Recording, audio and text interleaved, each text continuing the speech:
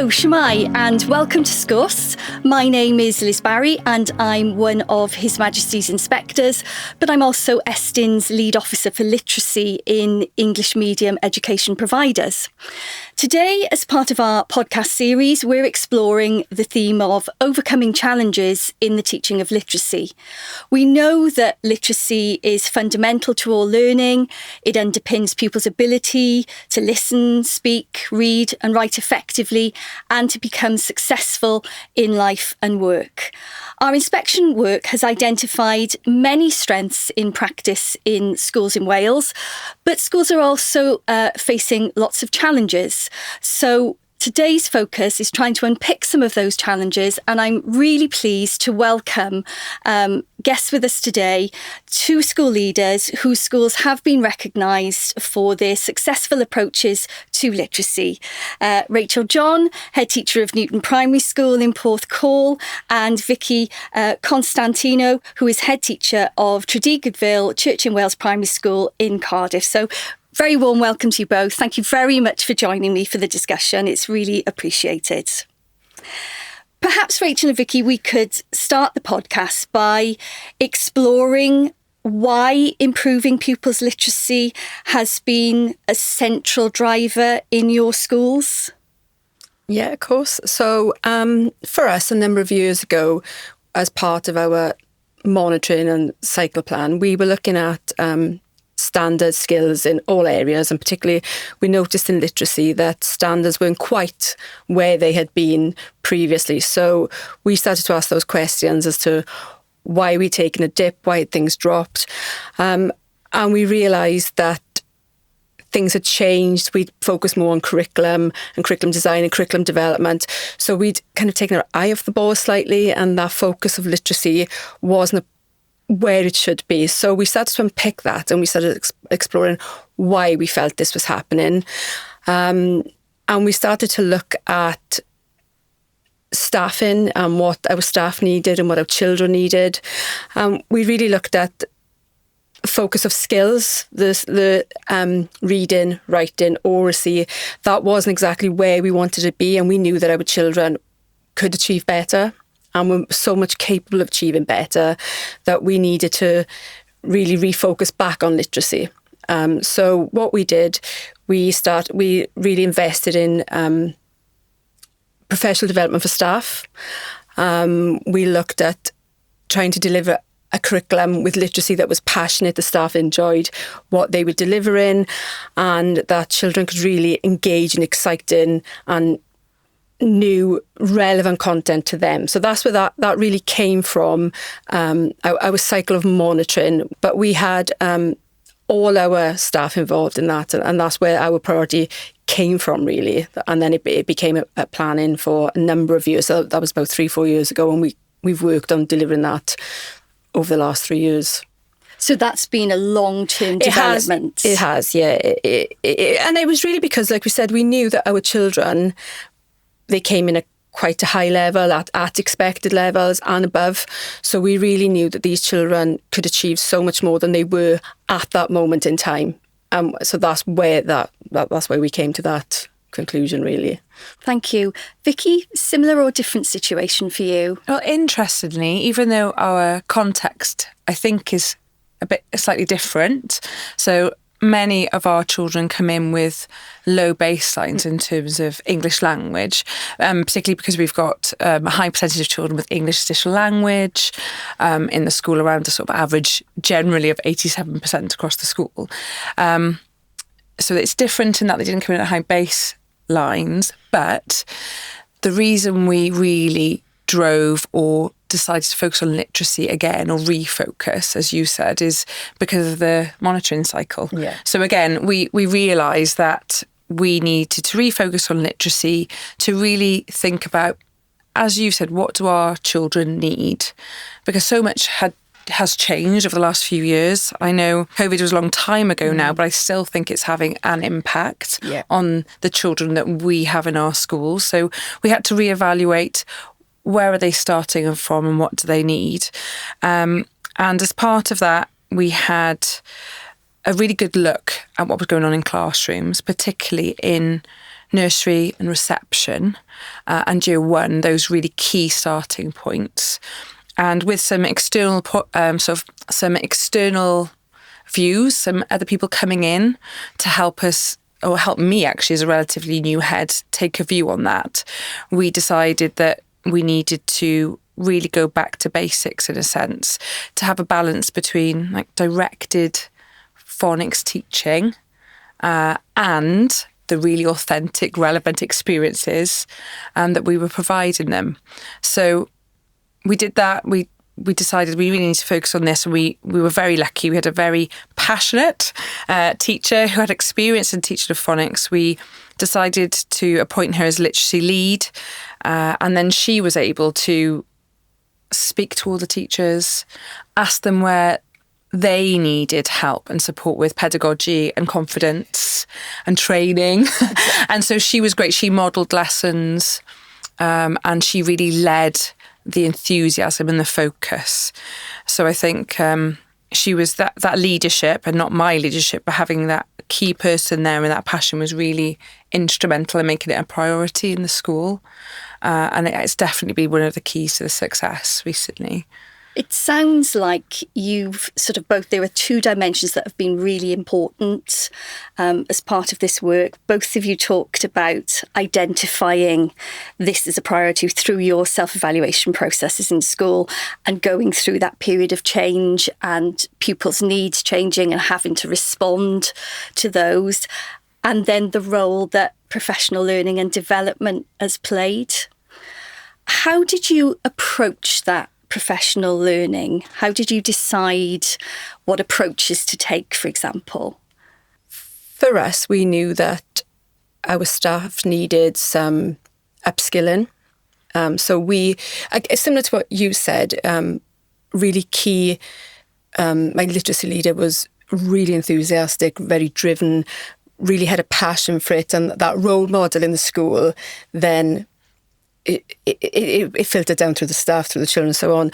We then, we did almost bespoke training for individual staff. So we did whole staff training. And when I say whole staff, I mean teachers and support staff. We then worked individually with teachers on a termly basis where they would be provided with opportunities to look at areas of reading and writing and so on, and to really support them in developing exciting context for learning and really exciting novels and books that we'd never looked at that were really relevant to where we were. Like I said, we were in Porthcawl, so we were looking at books around Porthcawl and around the Bridgend area. Tried to look at diverse books that children could really relate to. And then for us, we really looked at developing a writing journey based around those books and a structure of a hook and focusing on grammar and sentence. And that was for every teacher, for every term. So they were supported throughout their journey, really, which then translated into the classroom. Yeah, really similar, actually, in that we started with a literacy lead who happened to be teaching year one. And we did some bespoke training for staff, all adults again, including teaching assistants, because they're absolutely fundamental and they need that confidence. We trialled it first in our year one class for about a term so that we could it was a mini kind of inquiry, as it were. And then once the literacy leader in year one could see the progress that her children were making, she felt even more confident to talk to the rest of the staff and say, this is working for my class and this is how it could work in your class. And then she invited staff in to see her teaching the phonics lessons and the literacy lessons, and that gave staff the confidence then to take that pedagogy on board. We had discussions at SLT to look at consistency of practice, of course, across year groups. And that was really fundamental, I'd say, in nursery reception year 1, year 2. For further up the school, but actually across, we also looked at some resources which are oral rehearsal into writing, so that writing journey. And we were quite prescriptive in the first year, actually. And we said, you need to do this, you need to follow this set pattern of teaching. The oral rehearsal using story maps was absolutely fundamental for our children, but also for staff, because it helped them have this really solid structure for teaching and some very solid and consistent strategies for teaching, oral rehearsal and then writing. As you said, lots of hooks, lots of authentic scenarios or learning experiences alongside that.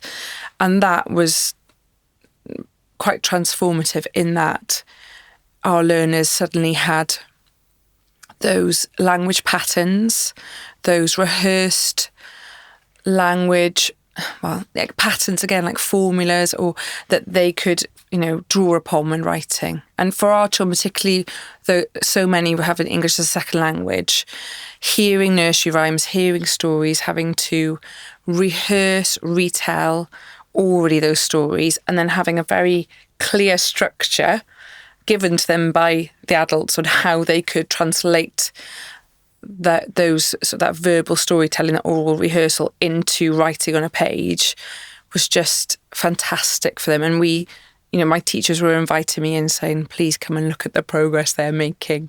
And the children could see it as well. So yeah, it was very exciting, actually. Yeah, it's very, very similar. And then that purposeful end goal for the children as well, what they were achieving at the end. Like I said, on that structure. Yeah. And then there was that end purposeful goal with them. We had to really work on that because we started being quite prescriptive. So sometimes the texts, linked quite well, and other times we realised through evaluation they weren't as authentic as they could be. So we've gone along a journey of really looking at the texts that have been used to make sure they link to the inquiries that children are doing. So in our school we look at inquiry-based learning. So that's been a journey. It didn't start off like that. It started off with very prescriptive texts so that there were key resources, key pedagogy, and then the teachers have gradually been able to be more flexible and more adventurous with the texts and with the strategies, the pedagogy, so it links with the inquiries more. And so then we're, nothing's perfect, obviously, but the literacy now is really linked to the inquiry-based learning, has purpose, like you said, has an audience. And I think that's really, really helped. Yeah. I think it's really interesting that you sort of have taken those core principles of Curriculum for Wales around authenticity, purpose, audience, so that end goal is really clear for pupils. And you've sort of talked a lot about sort of the importance of oracy as part of that development, the weaving of reading, writing, and all those skill strands together, which really is a fundamental principle in the curriculum, isn't it, of that holistic approach to the skills development. But you've also talked about identifying specific skill areas where you felt that your staff needed some support to develop. Can we sort of tease out a little bit more now about actually what does it look like in your classrooms around the school, and what approaches are you most proud of because of the difference they've made to children? For us, it looks like a balance between quite child-led, independent, investigative work around writing, but also alongside that some really directed teaching, directed skills teaching. So what I'm been most proud of is, again, when teachers have invited me in and they are teaching very short, focused phonics sessions to give younger children and older children, when necessary, the skills they need to really apply those skills into writing. And that's been lovely to see. But I think it's really important to say, I think, that prescription or that focus teaching alone doesn't enable children to really produce or experiment with writing in a creative way. You need the authentic application of writing skills alongside it. You need those real life, meaningful learning experiences and contexts and purpose and audience and excitement actually for the children, for it all to make sense and for them to make progress. I think the phonics or the writing skills, whatever they may be, in isolation are, as we all know, not enough. They need a real purpose and a reason to use those skills that they're excited about. So it's that balance, very fine balance of the technical with the more exploratory, the more creative. And how have your staff sort of adapted to planning in that way, Vicky? They've adapted really well in that they've been able to sort of compartmentalise it. So they've got discrete teaching or focused teaching in a structured and regular way. Daily phonics for the younger years actually, but very short sessions. Then they have small group work to reinforce that phonics or that skills work for small groups across the class, or for groups of children who are identified as needing catch-up, or for groups of children who need challenge. And then they've got more independent, creative, open-ended writing tasks that are highly scaffolded when needed, where children can really be excited about and use those skills in writing. So they've had to work really hard, and we've had to make sure as a school that we've given them confidence and really specific training, because I think that a lot of the staff initially lacked confidence in the teaching of phonics and shied away from that, or were worried they would get something wrong. And that was the initial drive, was let's get all the teachers and adults, actually, all the staff feeling confident with phonics. And that's not fully achieved yet because we have changes in staff. It's an ongoing process, isn't it? We need to revisit all the time and go back. But that's the starting point. And they've used that really well and really creatively, I think. They haven't gone too far one way and been too prescriptive or too directive in their teaching. They've been able to sort of integrate those two approaches within, like you said, with the Curriculum for Wales ethos and approach. So, yeah. And you talked earlier, both of you, about, the book selection, the text, quality text that children are engaging with, that's been a big part of this process as well. Huge, because although initially we used some set texts that were perhaps very well resourced, so that teachers had a starting point that they could use, we've branched out from there, particularly around the work we've done around diversity and anti-racism, because we know so everything we're learning and still learning for our children is that they need to see themselves represented in text. They need to see people who look like them in positive narrative.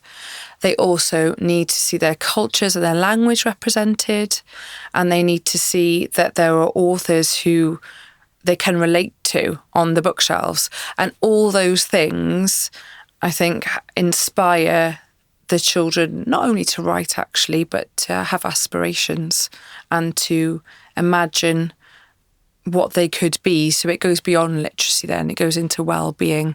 It goes into all aspects of their development. Rachel, what about your staff? How have they approached the sort of planning? Particularly, I think you had a focus on older pupils, didn't you, in the development of their writing? It was with the older pupils initially. Same with the younger pupils, exactly the same as you, that phonics, those daily sessions have made such a significant difference. And then we see it started with our older pupils, but it did spiral down to our pupils in year 2 and year 1 as well. So initially with the staff and they planning, the impact that would have on the children and the quality of writing now that they are producing now. So that's really been the success for us, that those children are now achieving what they've always been capable of achieving. And that's through the staff having the training and the planning and working together. And the practice that they're sharing now within school. The staff are now confident to bring their books to our discussions, and they like to see what other people are doing, and they support each other in recognising the good practice. And they're more than happy to go into each other's classrooms and share whatever they do. So that's really developed the whole staff and the impact that's had on the children and the quality of writing that they're now producing. What sort of role does feedback between staff and pupils play in the development of their writing skills? You talked about focus groups, and so we've taken the approach within changing our pedagogy where our older pupils use focus groups now, so the teacher can spend a lot more time with an individual group and they work on a rotational basis. So we've worked really hard in developing our dialogue. So individual pupils and individual groups of pupils will have that focus from a teacher and they will know the exact next steps in their learning. So that's been quite a lot of work that we've done alongside our writing journey. So they will know what they do in their next steps and how they can up-level their work and make further progress, really, especially along vocabulary. There's a lot of work on vocabulary and developing those skills so that we're within the dialogue within the classroom. And has the sort of the reading diet supported that development of vocabulary, particularly with those older pupils into their writing? Like I said, we've already mentioned the books and the quality of text that the pupils are using, so that then supports them within developing writing and the skills within writing and oracy reading, writing. We've done a lot of work around like you said about the story maps and then into the writing aspect. So going through that kind of writing process where it's more scaffolded, you might, using approaches like guided modelled sort of approaches, and then moving towards the independent. Is that the sort of writing process that you've adopted? Yeah, as you mentioned about the structure first, very heavily structured, but then it's giving the children the confidence to take on something that they may not have known previously and to have that confidence in developing further what they might be writing. So, yeah, that is really supported the pupils in that. Okay, thank you. In our work across Wales, we've found, and this isn't going to be a surprise to you, that poverty and disadvantage can present a real barrier particularly to pupils' progress in language and literacy, and consequently then be an impediment to them in becoming effective learners and citizens as adults. Can you tell us a little bit about the sorts of challenges you've faced in this area and how you're responding and addressing that, that real equity issue in language development for children? In my school, so our context is a very diverse and varied context. Actually, we have families from a wide variety of backgrounds and heritage. We have nearly 40 languages spoken in the school, around an average of 38 different sort of ethnicities. So it's an amazing place to be. Really rich culture, language and experiences. But with that, some of our children do have disadvantage, and that disadvantage can often be poverty of experience. And we recognise that poverty of experience alongside often English as an additional language means there are real gaps in language and vocabulary and then understanding. So actually, we go straight to authentic experiences, planning in real life, authentic experiences for our children, so that when staff are modelling vocabulary, when they're talking about experiences, places, objects, things, they have something to connect to. Because, as we know, meaning in language is made through connection and metaphor, and so many of our children have that gap where they can't really link to something they've experienced. So we try to put those experiences in first, and as we go through the year, through various trips, visitors, videos, musical experiences, whatever we can do so that they have a wider kind of remit, a wider frame of reference, actually, is what I'm trying to say, that they can use. And I think alongside that, absolutely always, and I know it'll be the same in every school, but for us particularly, is relationships, because we need to form that those relationships with the families so that we can gain their trust and actually we can understand them and understand their perspectives so that we're not making assumptions about what they know and what they don't know. And all that kind of foundational work that so many schools do, we're not alone in that by any means, means that we've got a really good basis. And then from there, we know and can identify what our children need in terms of literacy. And the teachers do that very skillfully every day. And then they can make sure that they're planning language experiences that the children need, and they can scaffold those experiences with resources or in a way that means they can bridge those gaps.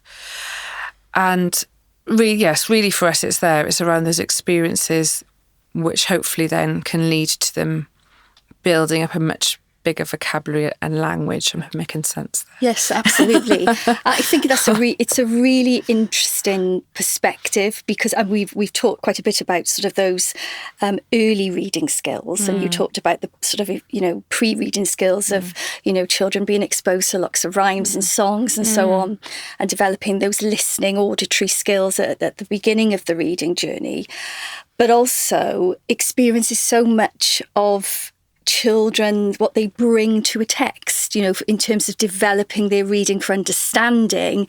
If they are going to infer, and appreciate a text, then so much we draw on as human beings are our own social and cultural experiences.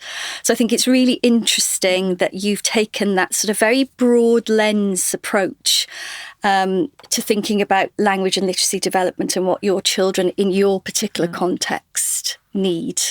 Old-fashioned data helps us with that, because in the reading assessments we do, often our children make accelerated or excellent progress in reading mechanically. But when we dig deeper with the assessments and we're talking to children and teachers are discussing text with children or asking them to elaborate on a text or apply vocabulary, we realise that often the understanding isn't there.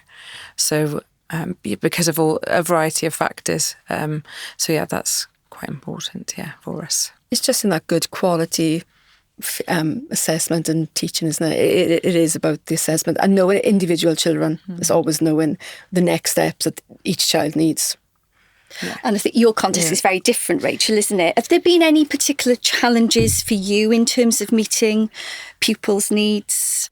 For some of our children, we experience what we're both talking about. Some children can come in with those lower early language skills, and as they move through the school, is continuing to support them with their needs. So we do experience the challenges, maybe very different to the way you experience the challenges, but it's ensuring that we still, like I said, it's in that good quality assessment and knowing those children and the support that we can offer them, because we do have children that will need that additional support right throughout the school. So it's just ensuring that we've got text, phonics and that kind of basis that will continue to meet their needs and support them. How do you engage with families, Rachel? What has been the most effective approaches that you've used? We're actually really lucky with our families. Our families do take a great deal of care and support and are really engaged. But we can, on a termly basis, we invite our families in and we do reading cafes with them, so the children will share what they do with their parents. So it's a time for children and parents to work together, and we do that right from nursery right the way to year 6. And we'll do some language and play sessions before the children will come in nursery. The parents are really involved in what the children are doing from day one. We see quite a lot of dads. We really keen. The dads are really taking it on board, especially in year 6, and they really enjoying it. So that's something we've been doing for a number of years. That's not something new, but we do invite our parents in to take part in those activities with their children, and then parents can see. We talk about the joy and the love of reading, and those kind of opportunities. So that's how parents are engaged with us. Making the most of those opportunities with the parents. Absolutely. Yeah. Vicky, anything sort of different in your approach in your school with your different contexts? So many of the principles are the same. Parental engagement, inviting parents in to hear stories being read to their children. For us, many of our parents are very proficient in their home language and well qualified and professionals, but in English they lack confidence, and so that's a gap we need to bridge to really help them feel a bit of confidence in supporting their children in learning English. And that comes with exactly what you've been talking about, parental events where they are informally invited in to join in with sessions with children reading, and also events like we had a Cynefin Carnival, Cynefin Cafes, and all those events which, as you say, we've always put on, are historic, but they are really important in getting parents through the door and helping make that homeschool link, aren't they? So parents can feel confident to support their children and engage with the school. It's giving parents those opportunities, isn't it, to see their children on a day. What happens to those children? What kind of life the children experience when the children are with us? Yeah. I think there will be many schools who can identify with lots of the different themes that you've been talking about there, and some of the challenges that you've identified. What advice would you give to other school leaders who want to strengthen literacy in their schools? Where do you start? What have you learned from going through this process yourselves? I think for me it would be the investment in the time and the money, even though that's a difficult situation at the moment, and continuing to make it a priority for your staff. It has to start with the staff to build their confidence, which then they can then work with the children so that they can work to the level and standards and provide them with the opportunities that they need. So it would always be in that investment, particularly in time for staff and the professional development around that for staff. For me, as a relatively new head who absolutely does not profess to be an expert in literacy, it's collaboration across my cluster with other heads, with other experienced colleagues, with teachers in my own school who may have more experience or recent experience in teaching phonics than I do, and really drawing on, magpieing, stealing ideas from others, because none of the things that we've done in school are new or original. We've just put them into place in a way that works for our children.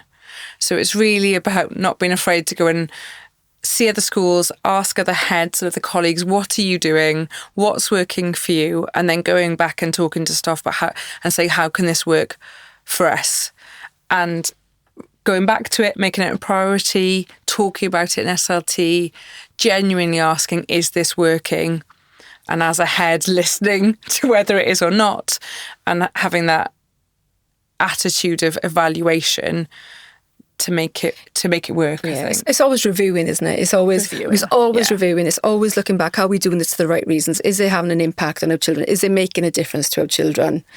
If it is, fantastic. If not, then something needs to change. That's really key, isn't it? Not keeping on going with something because we've always done it. It's about changing and moving and bringing the staff with you as they do that. And I say with me, it's not even with me. They're doing it. They're making those decisions. We will sit down and we will discuss it every couple of weeks, and it's always involving them. And is it working? That's really key. Is it working for us? What's going to make a difference to our children?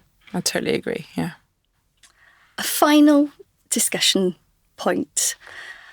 If you could change one thing at a national level to better support the teaching of literacy, what would that be? Funded, high quality, consistent training for all staff. That has been the key fundamental principle that has driven improvement, I would say. And there are so many skilled practitioners out there. There are so many schools who do this so well. It would be fantastic to somehow pool that knowledge in inverted commas, experts, or in some central place that schools and heads could go to for a a sort of consistent, strong, high quality pool of training. And when I say that, I don't mean that we should be prescriptive or telling schools what to do, because I think schools know what's best for them. But at the same time, it would be great to have somewhere that everyone could go to for that supported advice across Wales, ideally. And across all those skill areas, the listening, speaking, reading, writing, planning, assessing, all of those different dimensions. Yes, yeah. I agree. When you say about high quality professional learning, that is the key driving point that's made a difference to my staff in my school. Alongside that would be the time the staff need. Particularly my SLT, they need non-contact time. They need to implement it. And the staff need the time to prepare these lessons for the children. So again, that would be around funding. Funding is hugely significant. We can't ignore it. It has such a major impact on schools at so many levels. Absolutely. Thank you both. I think, you've shared some really valuable insights, but actually, some real practicalities, around what you've actually done and what your teachers and your support staff have done in schools.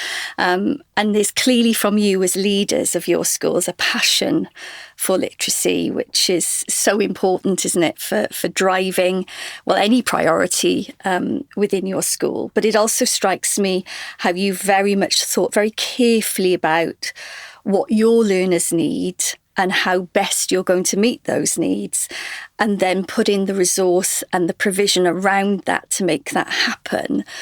But you've also talked about that really important element of critical reflection.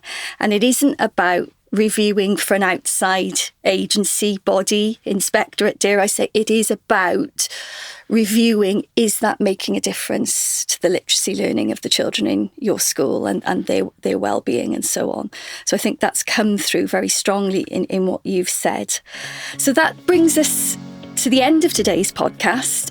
Thank you so much to our guests, to Vicky and to Rachel, and to thank you for listening. So if you'd like to hear more about Estyn's literacy thematic work and good practice, because there is lots of it out there in schools across Wales, please have a little look at our website.